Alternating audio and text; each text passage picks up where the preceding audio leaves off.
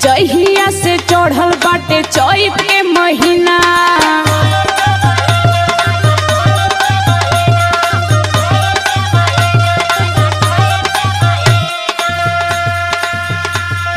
सुतेला ना घरवा पलम एको दिना।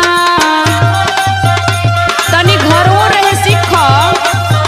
हाँ घरवा सूत के बुखारी हम। जहिया से चढ़ल बाटे चैत के महीना, सुतेला ना घरवा पलम एको दिना। दाबी दाबी तकिया बिगोर जाला नेचर। अरे टीवी देखल कर पगली, टीवी मोबाइल में टिकटॉक पर वीडियो बनावल कर टाइम पास हो जाई। देखा थी कुल मेहरारू बनावत थी।